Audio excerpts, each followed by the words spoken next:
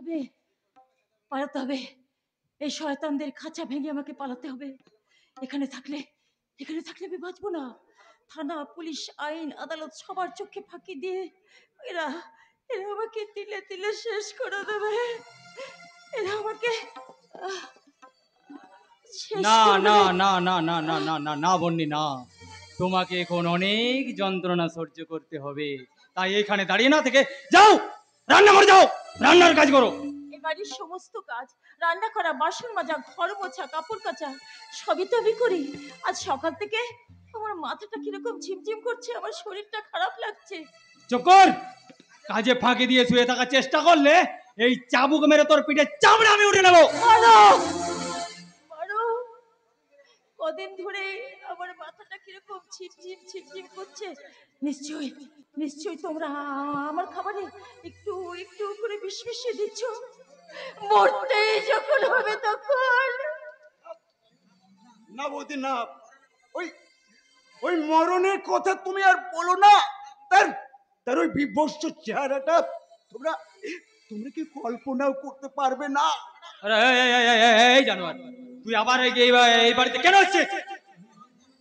নিষ্ঠুর মরণ যে হায়নার মতো আমার এই শরীরে খাঁচায় বাসা বেঁধেছে, এই যন্ত্রণা আমি আর সহ্য করতে পারছি না। আরে এই নে, হ্যাঁ 2 টাকা নে, 2টো রেন্টে কিনে খা, পেট ব্যথা সেরে যাবে। তুমি বেশ ভালো করে জানো সোরেন, ওই ওই সামান্য টাকায় আবার রোগ সারবে না। অন্তত 2 লাখ টাকা না পেলে। Bad boy, very very bad boy. তুই না সেদিন বড় মুখ করে বলেছিলি মানে এই বাড়িতে তুই থুতু ফেলতেও আসবি না।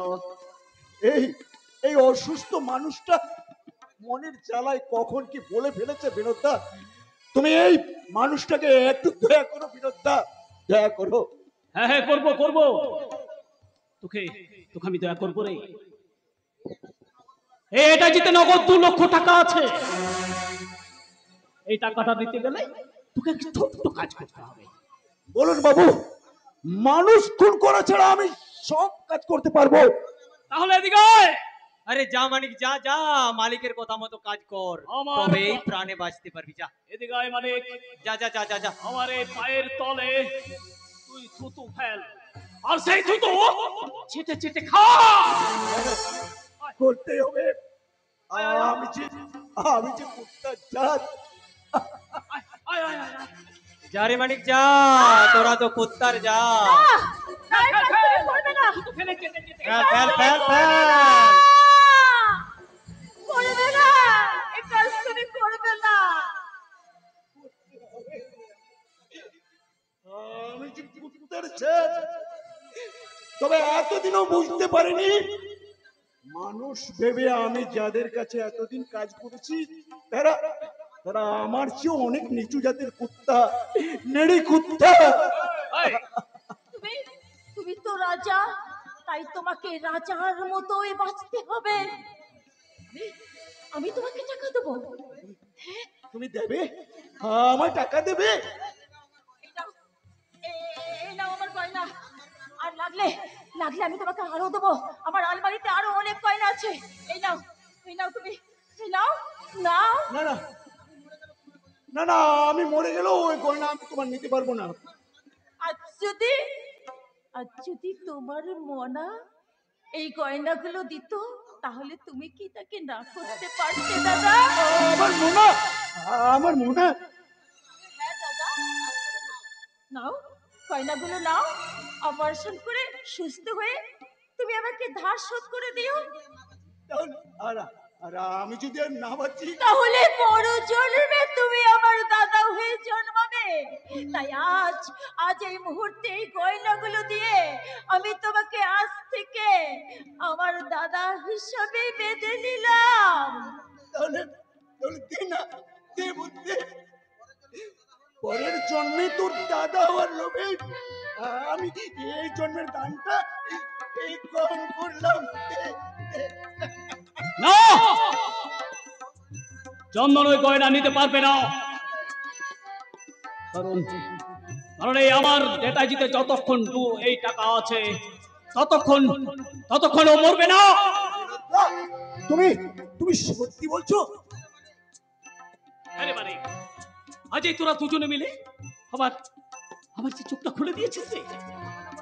এই সামান্য কোটা টাকার জন্য আমরা কেমন মানুষ হয়েও ওই জন্তু জানোয়ারের মতো আমরা কামড়ি করে বলতে নে রে মানিক নে টাকাগুলো নে। বি কেয়ারফুল মামা, বি কেয়ারফুল। তুমি এ বাড়ির একটা টাকাও কাউকে দিতে পারবে না। পারবো, কারণ এই বাড়ির টাকা রোজগারের মন্ত্রটা আমারই শেখানো। তাহলে একটা কথা শুনে রাখো মামা, বাবা তোমাকে মাথায় তুললেও আমি তোমাকে ভাগাড়ে ছুঁড়ে ফেলে দেবো। তখন তুমি এই ভাগাড়ের চেহারাটা অবশ্যই চিনতে পারবে। এই কথাটা তুমি মনে রাখো মামা। আরে যা যা।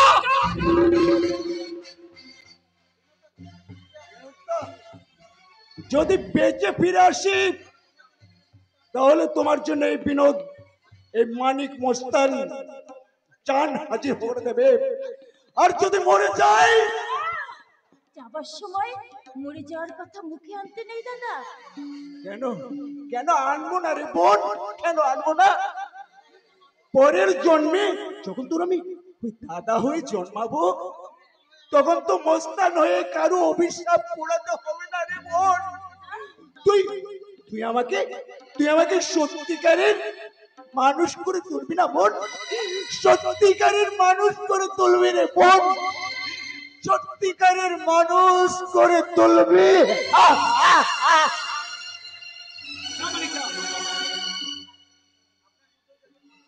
আপনার মধ্যে হচ্ছে সত্যিকারের একটা মহৎ মানুষ লুকিয়ে আছে, সেটা আমি এতদিন বুঝতে পারিনি দাদা। হ্যাঁ রে বন্ডি, হ্যাঁ অনেকদিন হয়ে গেল, সেটা আমি নিজেই ভুলে গেছি।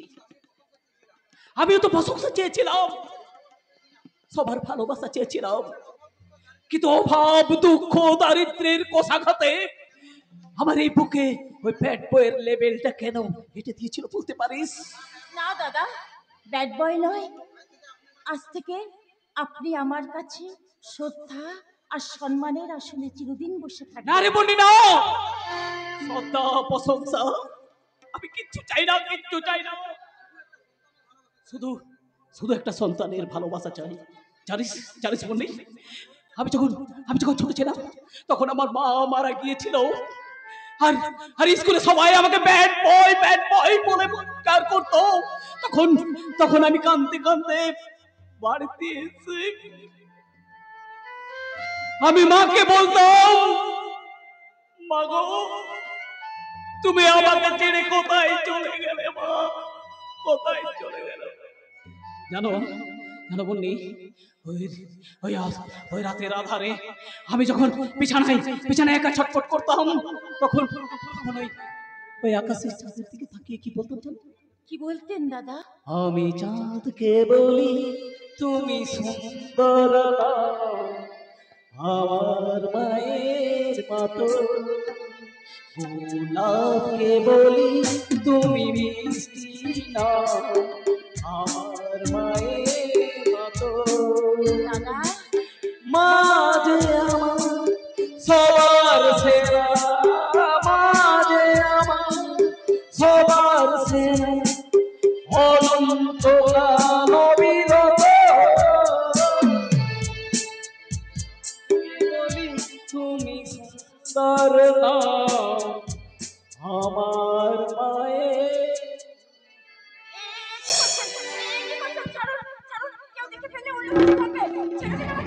আরে আমি তো ওটাই চাই।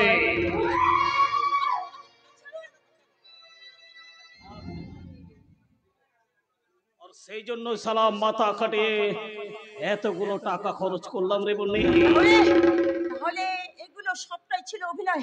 তাহলে তাহলে ওকে যে টাকাগুলো দিলেন, আরে ওটা টাকা নয়, ওতে আছে একটা ব্যাটারি বোমা। ওই ব্যাটারি বোমার ঢাকনাটা খুললেই ওর ফিউজটা খুলে যাবে, আর তারপর ওই সালা মানিক মস্তান একেবারে ছাই হয়ে যাবে।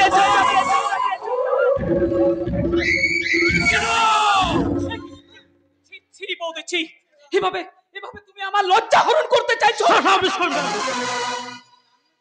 চাঁদের কাছ থেকে আমি তোমার সব ষড়যন্ত্রের কথা শুনতে পেয়েছি। তুমি তুমি ভুল করছো চন্দন, তুমি ভুল করছো। ভুল আমি করেছি এতদিন বিনোদ, ভুল আমি করেছি। মদের নেশায় মজে থেকে এই দেবীর মহত্বকে আমি চিনতে পারিনি। তাই হয়তো এত সহজেই তুমি এর সতীত্বের দিকে হাত বাড়াতে সাহস পেয়েছো। আমার আমার এই শীতের সতীর যদি পবিত্র হয়, তাহলে তাহলে আমার এই চরিত্রে কেউ এতটুকু কলঙ্কের দাগ লাগাতে পারবে না গো। তবু তুমি আমাকে ক্ষমা করো বন্যে, তুমি আমাকে ক্ষমা করো। শিক্ষার আলো যে আমাকে সঠিক পথটা দেখাতে পারেনি, তাই তো বাস্তবকে ভুলে আমি শুধু সোনার হরিণের পেছনে ছুটে বেরিয়েছি। আমিও তো তোমার মনের অন্ধকারকে দূর করবার জন্য এদের এদের সমস্ত অন্যায় অত্যাচার আমি এতদিন মুখ বুজে সহ্য করেছি গো। আর সহ্য করতে হবে না বন্যে, আর সহ্য করতে হবে না। আজ আমি এদেরকে ঘাড় ধাক্কা দিয়ে বাড়ি থেকে তাড়াবো।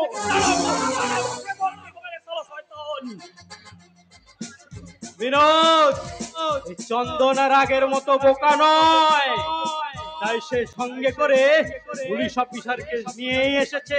পুলিশ অফিসার, এইবার তুই কোথায় পালাবি রে জানোয়ার? চন্দন, ওকে মারবে না, ওই পিস্তলটা আমাকে দাও।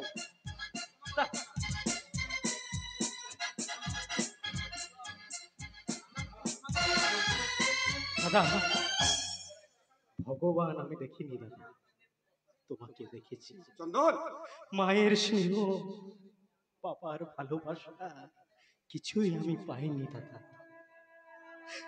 তোমাকে দেখেছি আমি, তুমি আমার কাছে ভগবান দাদা।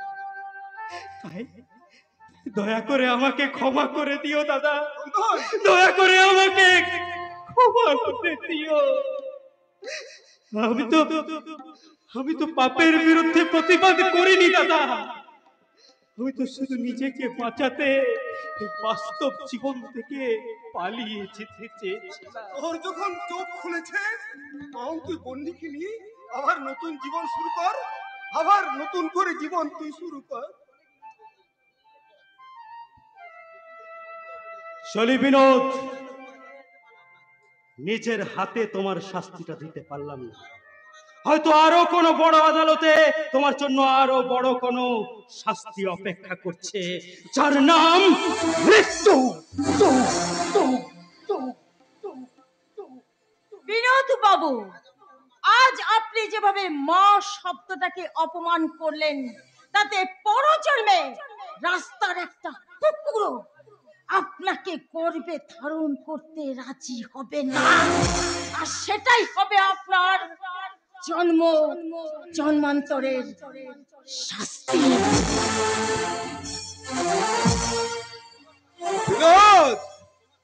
তোমার শাস্তির দায়িত্বটা মহাকাল এখন আমার হাতে দিয়েছে, আর সেই শাস্তিটা হলো মৃত্যুদণ্ড।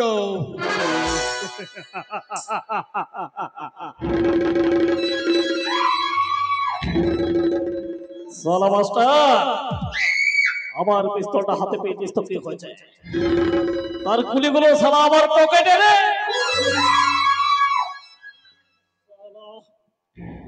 আমার দিকে, এই বিনোদ বিহারীর দিকে পিস্তল তুলবে। আজ আজ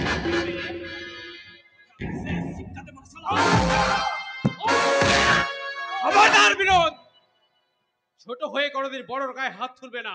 জামাই বাবু, হ্যাঁ, আরে যাকে লাথি মারা উচিত তার গায়ে হাত তুলে দয়া দেখাবি না রে। কিরে কিরে সালা মাস্টার, লেগেছে? হ্যাঁ হ্যাঁ লেগেছে, বুঝি খুব লেগেছে। আয় আয় আয়।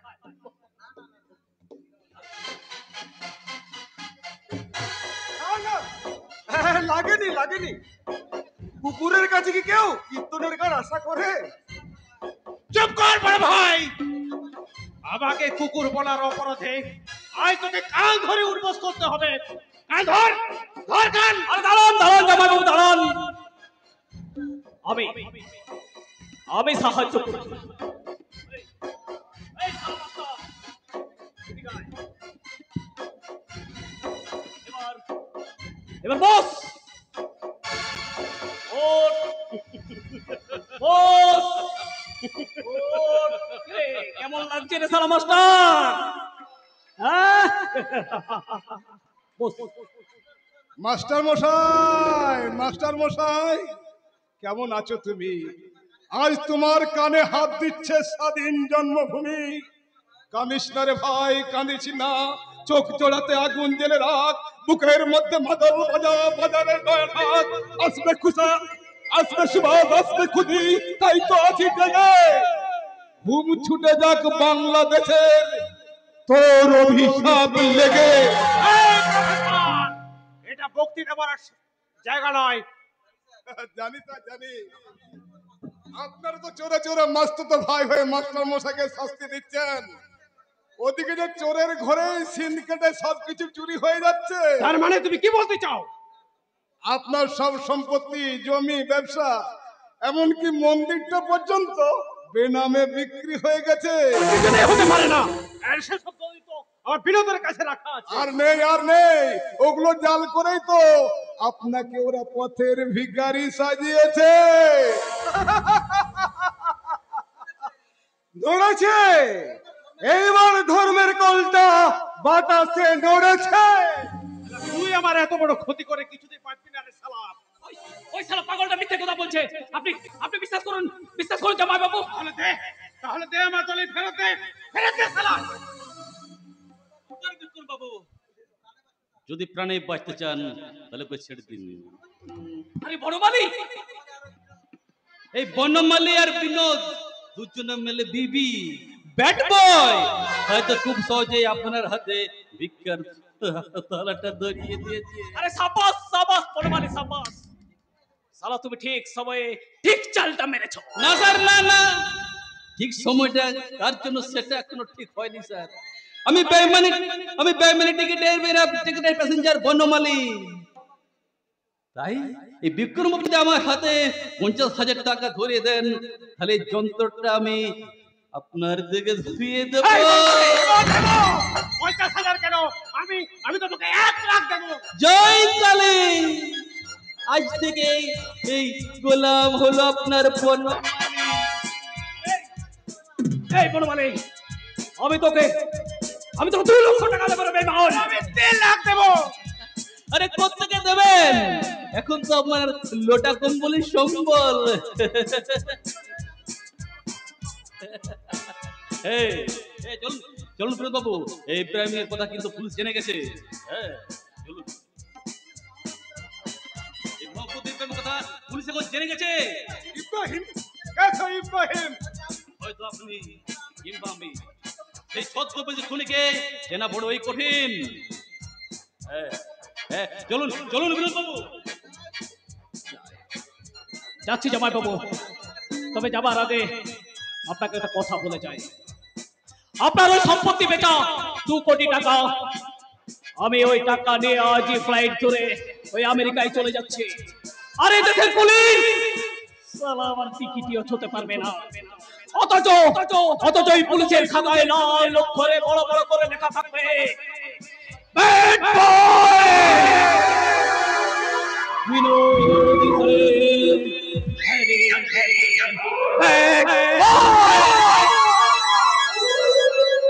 বাবুরা। জন্মের সময় নার্সের হাতের আংটিটা আমি চুরি করেছিলাম, এবার মরার সময়ও ওই ডাক্তারের হাতের হাড় ঘড়িটা আবিষ করে নিয়ে যাব। আমি বনমালী, জলের তলায় আগুন জ্বালি। আসি বাবুরা।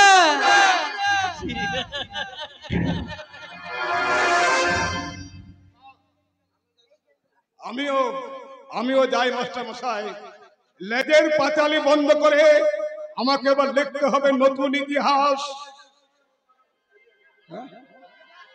আমাকে এবার লিখতে হবে নতুন ইতিহাস। আপনার মতো মাস্টার মশাই শিক্ষায় ঘরে ঘরে তৈরি হবে নজরুল, রবীন্দ্রনাথ। ডাক্তার বাবুরা নার্সিং হোম বন্ধ করে আমাদের ঘরের দাওয়াতে বসে বসে যত্ন করে রুগী দেখবে। পুলিশরা ফুসকো লজ্জা ভুলে মাথা তুলে পাপীদের শাস্তি দেবে। আর মন্ত্রীরা দম্ভ অহংকার ভুলে লাল বাতি জ্বালিয়ে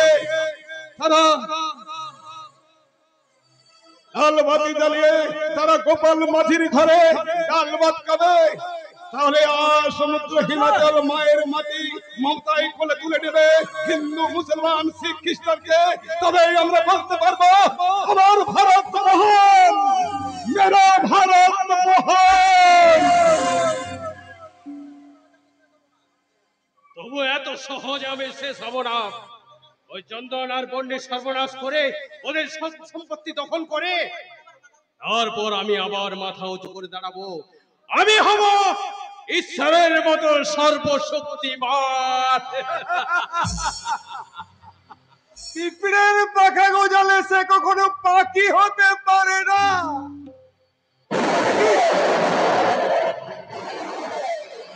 কত লোক এত আগুন, কিসে এত আগুন মরেছে, চন্দনের মোটা শেষ হয়ে গেছে বড় ভাই। কি বলছিস তুই?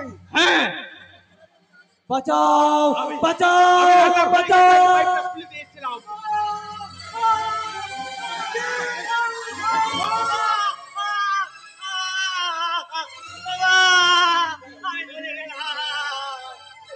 আমি যে পাপ করেছি বাবা, সেই পাপে শাস্তি আজ আমি পাচ্ছি।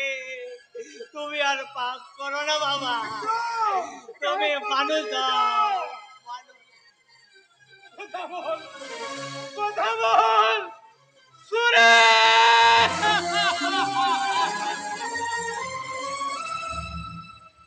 কে কথা বলবে রে? তুই যা অন্তর্বর্তী বাংলার নিজের প্রাণটাকে খুন করেছে, আর হিংসার আগুনে ঝলসা নয় মৃতদেহটা তোর টেবিলে এসেছে খাদ্য রূপে। খা খা বিক্রম, খা। You must accept the delicious dinner. খা বিক্রম, তোর মৃতদেহ ছেলের মৃতদেহ পেট ভরে খা। চোখ কেউ কাঁদবে না, কেউ কাঁদবে না বলছি। কেউ চোখের ফোঁটা এক ফোঁটা চোখের জল ফেলবে না। আমি আমি হাসতে হাসতে কত মানুষের চিতা সাজিয়েছি। আজ নিজের ছেলে যখন লাশ হয়ে পড়তে এসেছে, আমি আমি এক ফোঁটা চোখের জল ফেলবো না। আমি এক ফোঁটা চোখের জল ফেলবো না। কেউ কাঁদবে না বলছি, কেউ কাঁদবে না। আমি আমি আমি শ্মশান চন্ডাল হরিশ্চন্দ্র মাসুল গুনে নিয়ে তবে আমি ছেলের মুখে আগুন দেব। হ্যাঁ, টাকা দাও, টাকা দাও, আমাকে টাকা দাও, আমাকে টাকা দাও। শ্মশান চন্ডাল হরিশ্চন্দ্র, আমাকে আমাকে আমাকে টাকা দাও, আমাকে টাকা দাও, আমাকে টাকা দাও। চোরে!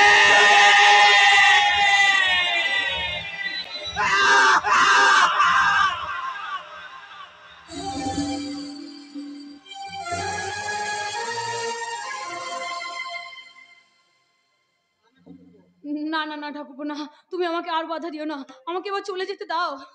পালিয়ে তুমি বাঁচতে পারবে না বৌদি। তোমার তোর এই মিথ্যের মূর্তি রেখে তোমাকে ভাঙতে হবে। কি করে ভাঙবো ঠাকুরপো, কি করে ভাঙবো? আজকেও তো আমি বাবাকে মিথ্যে করে বলেছি যে অজয়ের সঙ্গে আমার টেলিফোনে কথা হয়েছে, সে 10 তারিখ আসবে বলেছে। আর আজকেই তো সেই অভিশপ্ত 10 তারিখ। আরে ওইসব তো দিনেই অজয় তার জন্মদিন। তাই তো বাড়ির সবাই আজ আনন্দ উৎসবে মেতে উঠেছে, কিন্তু একটু পর যখন ও আসবে না, তখন তখন আমি সবাইকে কি বলবো বলতে পারো ঠাকুরপো? তার ব্যবস্থা আমি করে রেখেছি বৌদি। ওই অজয়দার নাম করে এ বাড়িতে একটা ঠিকানা আমি টেলিগ্রাম পাঠিয়ে রেখেছি। তাতে হয়তো আজকের দিনটা রেহাই পাবে, কিন্তু কাল কাল কি বলবে? কাল সকাল হতেই তুমি এই বাড়ি ছেড়ে চলে যাবে। কিন্তু কিন্তু অজয়দার জন্মদিনে এই বাড়ির লোকের মনটাকে আর তুমি দুঃখ দিও না বৌদি। শান্তি নেই, শান্তি নেই। ওই ভদ্র মহিলাকে কোথাও খুঁজে পাওয়া যাচ্ছে না। কাশ্মীর থেকে কন্যাকুমারী, গুজরাট থেকে পাকিস্তান, সবাই তাকে খুঁজছে। ঠিক বলেছেন। আজ আজ মানুষের ঘরে, মনের ভেতরে, সব জায়গায় শুধু অশান্তির আগুন জ্বলছে, অশান্তির আগুন। মনের আগুন মনে রাখলে সব পুড়ে ছাই হয়ে যায় মা। শান্তি চাইলে সত্যের আসন পেতে রাখতে হয়। সব শান্তি চাইলে প্রফেসর এসব আপনি কি বলছেন? আরে আরে বলো না প্রফেসর, বলো না। গ্রামের সবাইকে সবাইকে সবকিছু একেবারে একেবারে রেডি করে বাড়িতে ফিরে এলাম। আসন পাতা হয়ে গেছে প্রফেসর, আসন পাতা হয়ে গেছে। একেবারে খেতে বসে পড়ো। আগে আপনার ছেলে আসুক, তারপর না হয় খাওয়া দাওয়া হবে। হ্যাঁ, আরে আসল খাওয়া তো রাতে হবে, এটা তো এখন জল খাবার, বুঝেছো? ওগো, দুগ্গা দুগ্গা করে তুমি রওনা হও। স্টেশনে এসে অজয় যদি কাউকে না দেখে। মা ব্যস্ত কেন হচ্ছ? এখনো তো ট্রেন আসতে 1 ঘন্টা দেরি আছে। 1 ঘন্টা? আশ্চর্য, আজকের দিনে যেন ঘড়ির কাঁটাটা ঘুরতেই চাইছে না। মন্দাকিনী, শোনো শোনো, আজকে আজকে আমাদের অজয়ের জন্মদিন, সে কথাটা মনে আছে তো? হ্যাঁ, ওই জন্যই তো আমি মন্দিরে পুজো দিতে যাচ্ছি। কিন্তু গণেশ কোথায় গেল? গণেশ, এই গণেশ! ছটপট সোয়াহা, আমি একদম কখন থেকে রেডি হয়ে বসে আছি মা, বলি চলুন। দাঁড়ান, ও মন্দিরে যাওয়ার আগে আপনার সত্যির পরিচয়টা বলে যান তো। আপনি আপনি গণেশ না গজা? আজকে এ বাবু যদি রাগ না করে তাহলে একটা সত্যি কথা বলবো। হ্যাঁ বলুন। হ্যাঁ, না না, আজ আমি কোনো রাগ করবো না, সব রাগারাগি বন্ধ, বুঝেছো? সব রাগারাগি বন্ধ। আজকে আমি গণেশ না, গণেশ না? আমি হচ্ছি গোজা। গোজা? হ্যাঁ, আমার দাদা গণেশকে আমি 100 টাকা ঘুষ দিয়ে এ বাড়িতে এসেছি, কেন? আর 1 পয়সা আমার দক্ষিণে চাই না বাবু। হুম। শুধু এ বাড়িতে একবার মাঝে মাঝে আসতে দেবেন। কেন কেন কেন এই বাড়িতে আসার তোমার এত ইলু ইলু কেন? আরে এই বাড়িতে না একটা ইলু ইলু কেস আছে। ইলু ইলু? হ্যাঁ। আরে সেটা আবার কি? আরে বাবু, এই বসে ও আপনি ইলু ইলু কেস বুঝতে পারবেন না। হারামজাদা! আহ, রাগারাগি একদম বন্ধ, কথার খেলাপ করবেন না। আরে আমি আগেই বলেছি রাগারাগি বন্ধ। ও গিন্নিমা, বলি চলুন, আমি আগের থেকে গিয়ে ওই সমস্ত জোগাড় যন্ত্র করে রাখি। আচ্ছা আচ্ছা ধনঞ্জয় বাবু, আজকে আমাদের সব অনুষ্ঠান একেবারে ইংলিশি কায়দায় হচ্ছে তো? হ্যাঁ প্রফেসর, হ্যাঁ, একেবারে সব ইংরাজি কায়দাতেই হবে। আমি সবার আগে আমি আমার ছেলে আর ছেলের বউকে নিয়ে স্টেজে উঠবো। তারপর তারপর সকলের সামনে ওই ওদেরকে আমি পরিচয় করিয়ে একটা বক্তৃতা রাখবো। হ্যাঁ, যে ছেলে 10 বছর আমেরিকায় আছে, সে তো আপনার বাংলা বক্তৃতা একটুকুনো বুঝতে পারবে না। Professor, you will understand each and every word my speech. I will introduce to him. He is not only my son. He is a accompaniment doctor and district California. Professor, understand? আপনি এমন নির্ভুল ইংরেজিতে কি করে বক্তৃতা দিলেন? ওরে মা, তোদের সাথে কথা বলার জন্যই তো 10 বছর ধরে বাবা বাবু, বাবা বাবু, কে? হ্যাঁ, কে? আমার নামে টেলিগ্রাম? কে টেলিগ্রাম করলো রে? আমাকে দে আমাকে দে। টেলিগ্রাম? এই তো অদ্বৈত Telegram. Ajay Ajay Telegram? Telegram. কি লিখেছে? পড় বাবা, চুপ করে থাকিস না, পড়। সে লিখেছে কি লিখেছে? বল ওরা সদানন্দ বল। সে লিখেছে জরুরি কনফারেন্স আটকে যাওয়ার জন্য সেই অনুষ্ঠানে আসতে পারছে না।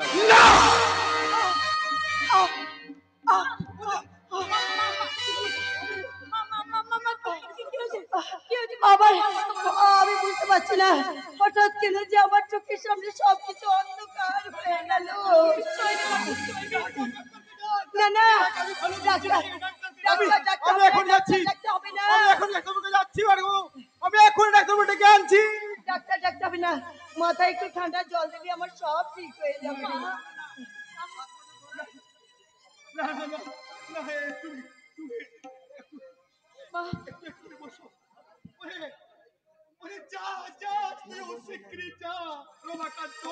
ওই ছাদে যারা বসে আছে ওদের সমস্ত অতিথিদেরকে তুই বলে দে আজকে সমস্ত অনুষ্ঠান বন্ধ। যা বলে দে, যা বাবা যা, তুই যা, সবাইকে বলে দে। বলছি মামা বলছি, কিন্তু এই সঙ্গে আমিও বাড়ি থেকে চলে যাচ্ছি। যা, সবাই চলে যা। না না, এত আলো জ্বলছে কেন? এত আলো জ্বলছে কেন? আলোগুলো নিভিয়ে দাও, আলোগুলো নিভিয়ে দাও। আন্ধার রাতে চাঁদের ভেলা, বুড়ো বটের মাথায়, ধানের মাঠে ঘন আন্ধার একাকী রাত কাটায়। কালো আকাশ 27 তারার অশ্রু নিয়ে জাগে, দূরে কোথাও বাঁশি বাজে নাম না জানার আগে। ঘুম আসে না, ঘুম আসে না, এক বিনিদ্রা মায়ের চোখে ঘুম আসে না, বুকে দারুণ যন্ত্রণা। মাগো, রাগ করো না মা। তোমার তোমার ছেলেকে না ওই দূর দেশে কোনো একজন এমন মায়ার বাঁধনে বেঁধে রেখেছে না, যে সেই মায়ার বাঁধন ছেড়ে সে আসতেই পারছে না। তাহলে তাহলে তুমি কেন এসেছিলে? ছেলে যখন আমাদের সম্পর্কটাকে শেষ করে দিতে পেরেছে, তখন তুমি আমাদের কে? কোন অধিকারে তুমি আমাদের স্নেহ ভালোবাসা আদায় করতে এসেছো?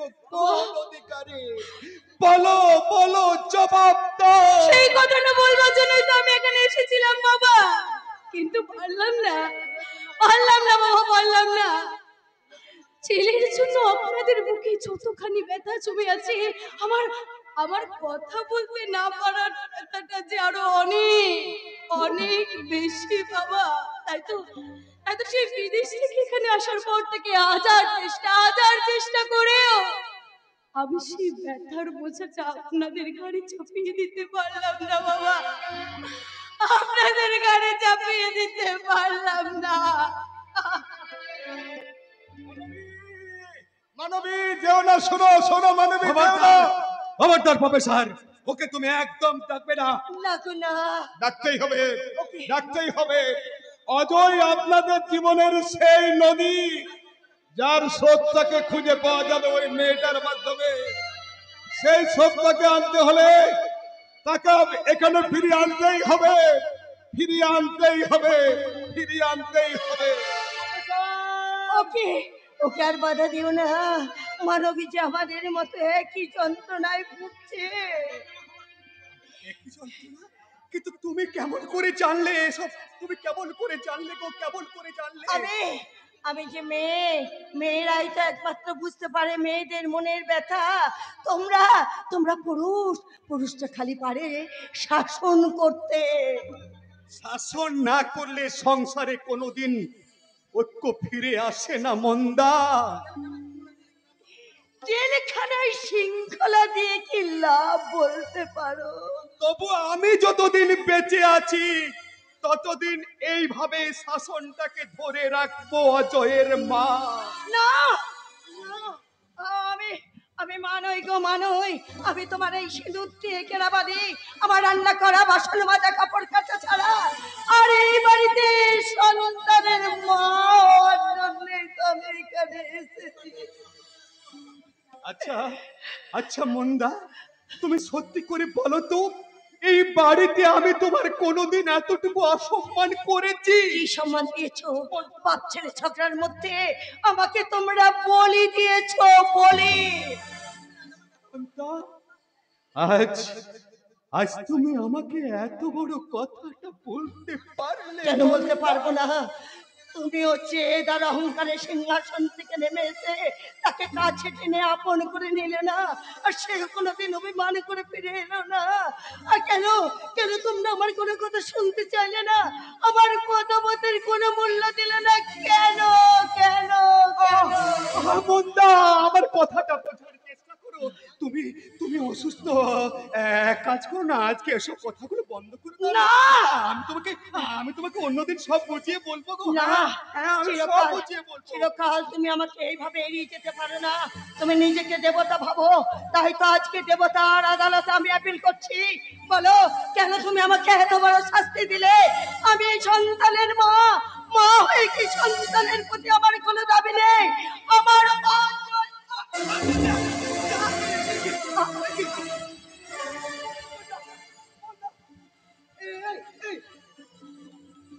বন্ধা, এ বন্ধা, কি কথা বলো, কথা বলো বন্ধা, তুমি শুধু কথা বলো। না না, এইভাবে তুমি, এইভাবে তুমি মন্দা।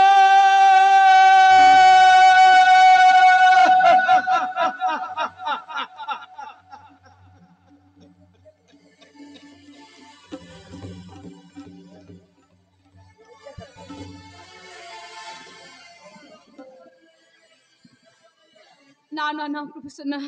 আমি আমি হাজার চেষ্টা করে ওর মৃত্যুর সংবাদটা বাবা মাকে জানাতে পারিনি, কিন্তু আমাকে তো যেতেই হবে, বলুন। জানি না, জানি না মা, জানি না। হে ঈশ্বর, এ তুমি কোন সত্যের সকাল এনে দিলে যে রাতের চেয়ে অন্ধকার। অজয়ের এই ডায়েরিটা আপনি রাখুন প্রফেসর। কখন কিভাবে আপনি ওর মৃত্যুর সংবাদটা বাবা মাকে দেবেন আমি জানি না, কিন্তু কিন্তু আমাকে তো এবার বিদায় নিতেই হবে প্রফেসর। তুমি তুমি এখন কোথায় যাবে মা? জানি না প্রফেসর, এই দেশে আমার দাদা ছাড়া আর কেউ ছিল না।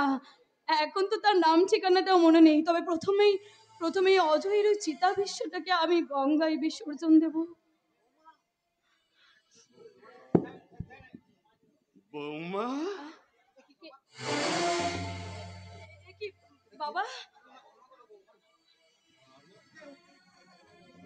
আমাকে আমাকে তোমরা ক্ষমা করো বৌমা। কি হচ্ছে বাবা? না না, সেরকম কিছু নয়। আপনি এরকম করছেন কেন বাবা? কি হয়েছে? প্রফেসর, সামান্য একটু কাটাকাটি কথা হয়েছে। কাটাকাটি? আমি না, আমিও কিছু বলিনি। কি হয়েছে বাবা? বৌমা, হ্যাঁ, তোমার মা মা মা মা ওই ওই আমাদের সবাইকে ছেড়ে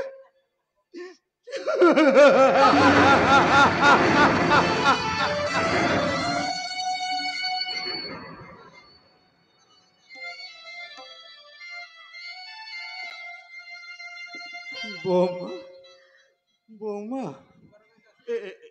এবার তো অজয়কে আসতে হবে, তাই না মা? বলো না, বলো না মা, বলো। ছেলে না হলে কি মায়ের মুখাগ্নি হয়? এবার তুমি অজয়কে একটা ফোন করো তো মা। আর আর সে না এসে থাকতে পারবে না। আসবে না, আসবে না, আসবে না। হাজার ডাকলেও আপনার ছেলে আর এখানে আসবে না, কারণ আমি তাকে এমন এক রাজসজ্জায় শুইয়ে দিয়ে এসেছি, সেই আরাম ছেড়ে সে আর এখানে কখনো আসবে না বাবা। আমি আমি না, আমি এই বাড়িতে আসার পর থেকে না আপনাদের সবাইকে মিথ্যে বলেছি, ঠকিয়েছি। হ্যাঁ, আমি রাক্ষসী, আমি ডাইনি। আমার মধ্যে মায়া মমতা কিচ্ছু নেই, আমি রাক্ষসী, আমি ডাইনি।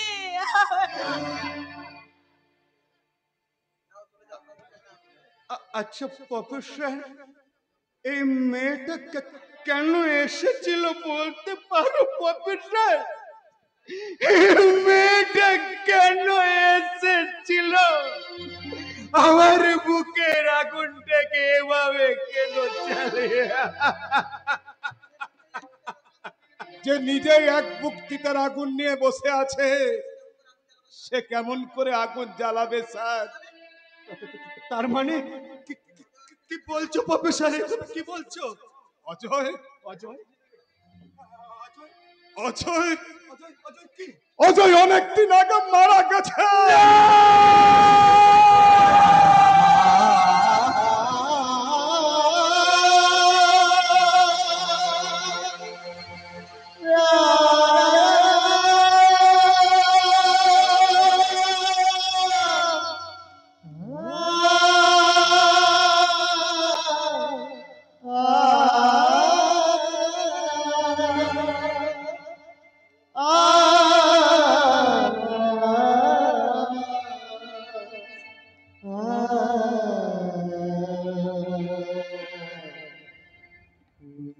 প্রফেসর, তুমি তুমি আমাকে মিথ্যে কথা বলছো না তো প্রফেসর?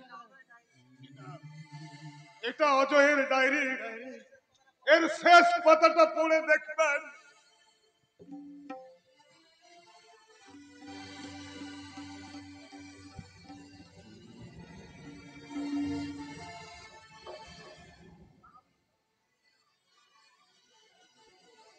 মানবে, তুমি এমন সময় বাবাকে আমাদের দুঃসংবাদটা দিবে যখন তাদের সহ্য করার ক্ষমতা থাকে। আর আমার আমার মৃত্যুর পর আমাদের সন্তান ভূমিষ্ঠ হলে আমাদের সন্তানকে আমার বাবা মায়ের কোলে তুলে দেবে। না!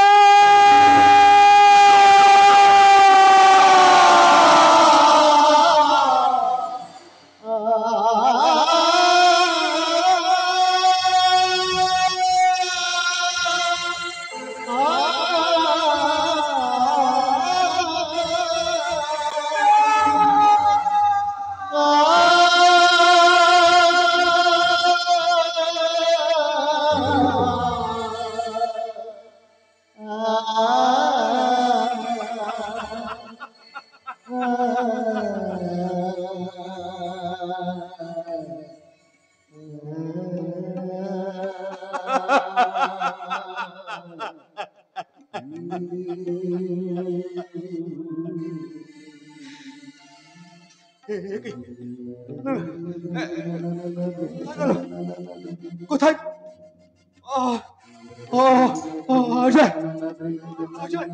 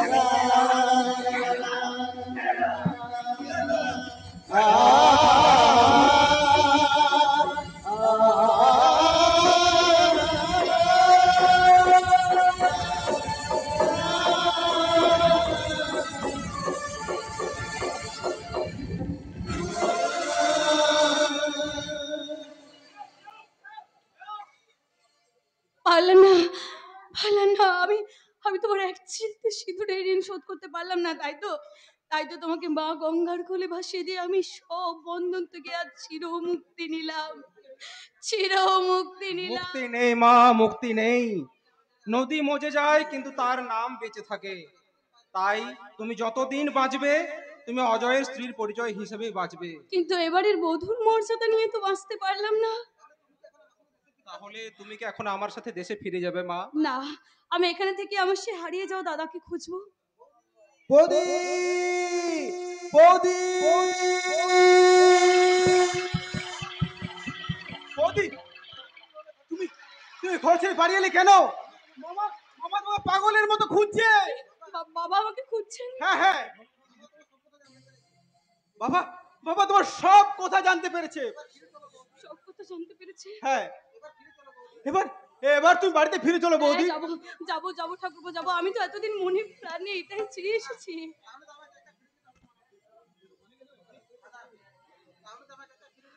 তাহলে তো তাহলে তো আমাকে একাই ফিরে যেতে হবে মানবী। কিন্তু অজয়ের নামে ওদেশে যে $10 লাখ সম্পত্তি আছে, যার উইলটা আমি তৈরি করে এনেছিলাম, সেটার কি হবে মানবী? আপনি আমাকে উইলটা দিন, আমি আমি সাইন করে দিচ্ছি। হ্যাঁ হ্যাঁ হ্যাঁ।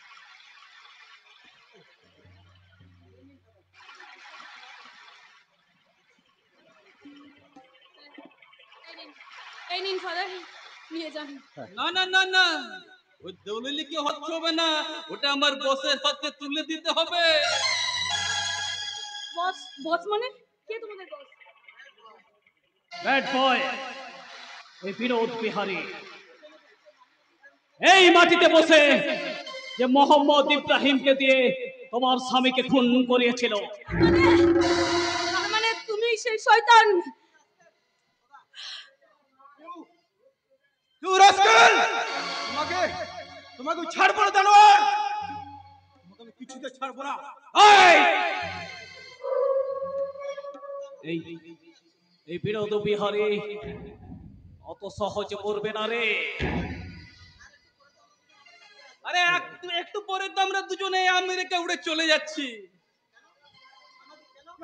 কেন কারণ কেন আমার এত বড় সর্বনাশ করলেন বলুন তো, কেন করলেন? কারণ প্রথমত ওই ধনঞ্জয় সরকারের সর্বনাশ, আর দ্বিতীয়ত এ দেশ থেকে আমেরিকায় পাড়ি দিয়ে ওই ওই অজয়ের সম্পত্তি ভোগ করা।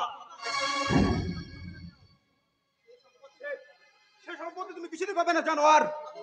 আরে বাবা বাবা, আর যদি না পাই তাহলে তোদের দুজনকে আমি একেবারে শেষ করে দেবো। না না না না না, গুলি চালাও না, গুলি চালাও না বিনোদ, দিয়ে দাও দিয়ে দাও। কোনো কিন্তু নয় মানবী, জীবনের মূল্যের চেয়ে কোনো কিছু দামি নয়। এই নাও দলিল, কিন্তু তুমি এদের কোনো ক্ষতি করো না। না না, বিনা কারণে আমি আমার কাহুকে মারি না। চলো চলো বনমালী, আমার পাওনা টাকাটা মিটিয়ে দিয়ে যান। তুই তুই মরছিলি? হ্যাঁ, আমি এখনো মরিনি। তোমার মতো লোক যে কখনো 2 লাখ টাকা দান করতে পারে না তা আমি জানতাম, তাই বাক্সটা আমি খুলিনি। বাইরে থেকে বারুদের গন্ধটা শুকে আমি বুঝতে পেরেছি ওতে ওতে কি রাখা আছে। দাদা, পকেটে হাত দেওয়ার চেষ্টা করবে না, তাহলে কিন্তু এই ছুরিটা গিয়ে তোমার বুকে বেঁধে যাবে। এই এই মানিক,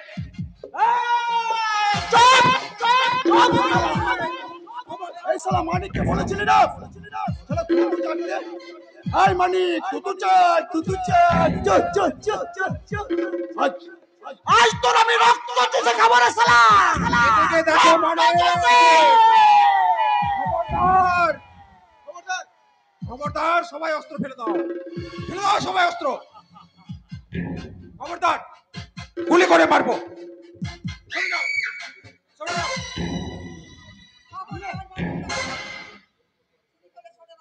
বাহ বাহ বাহ চাঁদনি বাহ, ঠিক সময়, তুমি একেবারে ঠিক চালটা দিয়েছো।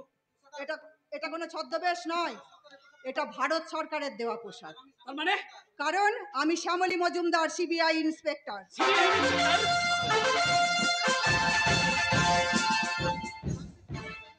শ্যামলী ছদ্মবেশে আমি অজয় সরকারের খুনের তদন্ত করতে এসেছি।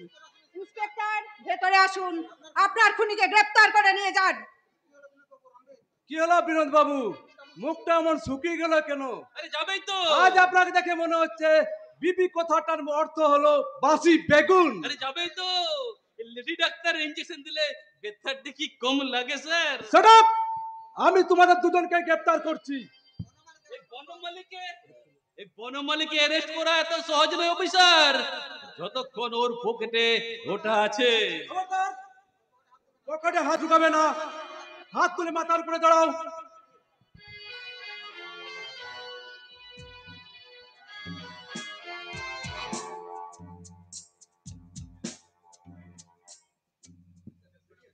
কি এটা কি স্যার? আপনি? হ্যাঁ, আমি সুদর্শন চক্রবর্তী, ডিএসপি সিবিআই। তাহলে আসল ইব্রাহিম কোথায়? আসল পরিচয় স্যার? ও ওদের পরিচয় খুব শব্দ আমাদের সামনে সে লুকিয়ে আছে। ওই ইব্রাহিম হলো অতি পরিচিত ফাদার কলিন্স,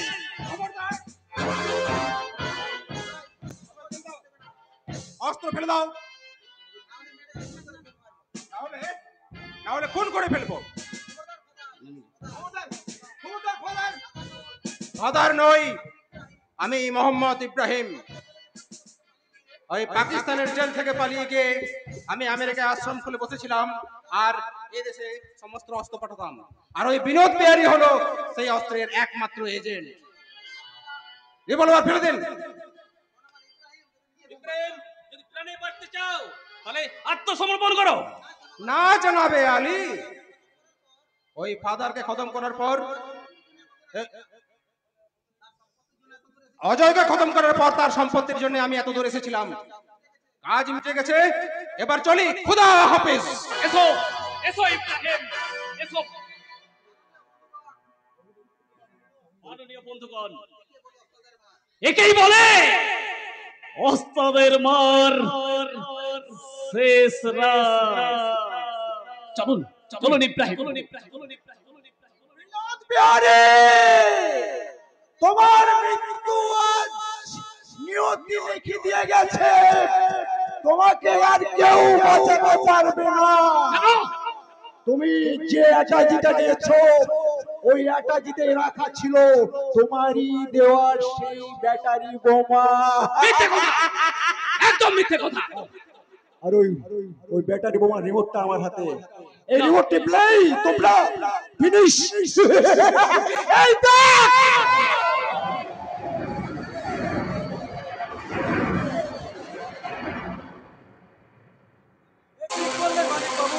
হাসপাতালের বেডে কুকুরের মতো শুয়ে মরার চেয়ে ফাঁসির মঞ্চে মরাটা অনেক গৌরবের অফিসার। কিন্তু মরার আগে একবার আমি আমার বোনটাকে যদি দেখে যেতে পারতাম। এই মানবিক জীবন ইতিহাস শুনে আমি অনেক আগে জানতে পেরেছি এই মানবী হলো তোমার বোন মোনা। কি বলছেন স্যার? এতদিন পরে এই এই মোনা, আমার মোনা, আয় না বোন, আমার কোলে আয় না বোন, একবার। মোনা, মোনা, এই তুই কাঁদছিস কেন রে বোন? কাঁদবি না, দেখ না, তোর স্বামী হত্যার আমি প্রতিশোধ নিয়েছি। এবার তুই দেশে ফিরে যা বোন, একদম কাঁদবি না। এবার তুই দেশে ফিরে যা, তোর স্বামী হত্যার আমি প্রতিশোধ নিয়েছি। না না, কোনো দেশে বিদেশে নয় মা, তুই তোর নিজের ঘরে ফিরে যা। নিজের ঘর মানে? হ্যাঁ হ্যাঁ বৌমা, হ্যাঁ। তাই তো আমি সব হারিয়ে আজকে আজ আমি তোমার কাছে ছুটে এসেছি মা। হ্যাঁ মা, তুই ছাড়া যে আমার আর কেউ নেই রে। তোর গর্ভে আমার অজয়ের একমাত্র সন্তান, আমাদের সরকার বাড়ির বংশের প্রদীপ। তাই আমরা দুজনে মিলে সেই সন্তানটাকে মানুষের মতো মানুষ করে তুলবো বাবা, মানুষ করে তুলবো। তুই আমার সাথে নিজের বাড়িতে ফিরে চল মা। দাঁড়ান ধনঞ্জয় বাবু, এখানে এখানে আরেকজন আপনার বৌমা আছে, তাকে সঙ্গ করে নিয়ে যান। কার কথা বলছেন আপনি? হ্যাঁ, চাঁদনি, মানে এই হলো আপনার এই আনন্দের বাগদত্তা। ও তাই নাকি? বাহ, তাহলে তাহলে ওরে ও সদানন্দ আয়, কাছে আয়। আর তুমিও এসো মা, তুমিও এসো। আর প্রফেসর, আজকের এই আনন্দের দিনে তোমরা সবাই এসো আমার সরকার বাড়িতে। হাজার দুঃখের মাঝেও আমরা নতুন করে সেই সরকার বাড়িতে আবার আনন্দকে ফিরিয়ে নিয়ে আসবো। এসো প্রফেসর, এসো। না স্যার, এই পাগলকে আবার পাগলা গারদে ফিরে যেতে হবে। অফিসার, হ্যাঁ স্যার, ঘরে বাইরে কোনোদিন আমি দুর্নীতির সাথে আপোষ করিনি। যখন কলেজে পড়াতাম তখন পরীক্ষার হলে নকল করার জন্য নিজের ছেলেকে ধরে রাস্টিকিট করে দিয়েছিলাম। তাই তো বউ ছেলে মিলে আমাকে পাগলা গারদে রেখে দিয়েছিল। কিন্তু স্নেহ, মায়া, মমতা, ভালোবাসার টানে ওদের দেখার জন্য আমি ওখান থেকে পালিয়ে এসেছিলাম। কিন্তু এখানে এসে এক চোখের জলে ভেজা এক অদ্ভুত জীবন নাটকের অভিনয় দেখে গেলাম। যে পালার নাম এক চিলতে সিংহ।